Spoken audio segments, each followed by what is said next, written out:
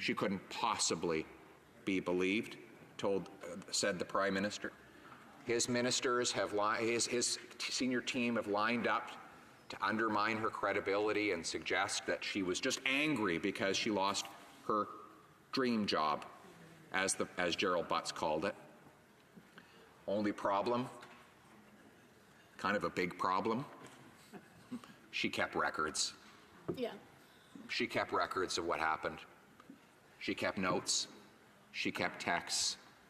She kept other contemporaneous documents. And, of course, she has audio tapes to prove it all. Now, why would she have done that?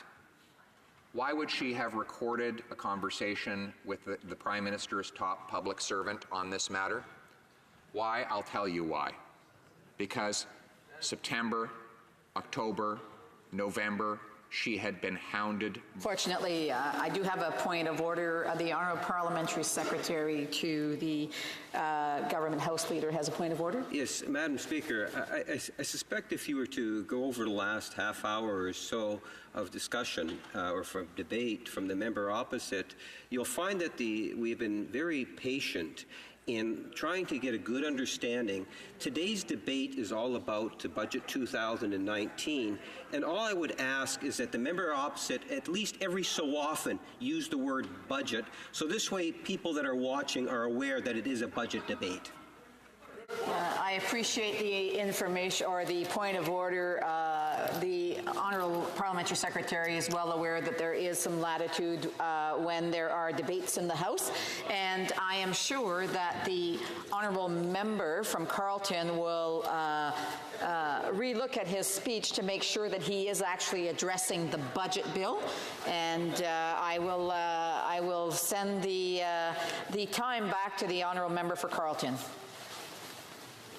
That was a strange intervention from the Deputy House Leader of the Liberal Party, Madam Speaker. He's now claiming that deferred prosecution agreements have nothing to do with budget policy. Well, that's funny. Well, why on God's green earth did they put it in the budget? Yeah. No, they put it in the budget. So now they have suggested that it is a budget matter. And therefore, we are left with nothing more than to debate it within the context of the budget. And it's funny, this is the second time members of the government have become confused by what they put in their own budget. I recently was at the Finance Committee, and I asked questions about deferred prosecution agreements to finance officials. I wanted to know why the finance minister was meeting with top executives and lobbyists from SNC-Lavalin in the weeks following the Director of Public Prosecution's decision not to extend a DPA to the company.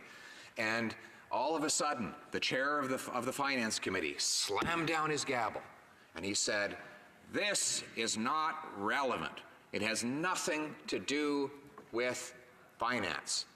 And I said to him, well, that's funny, because the deferred prosecution agreements were amended into the criminal code through legislation in the budget that was passed by the Finance Committee.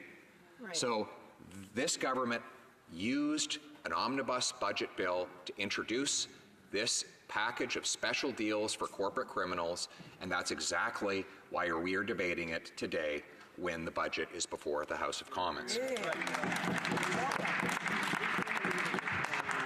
Now, let me return to this issue of the audio tape.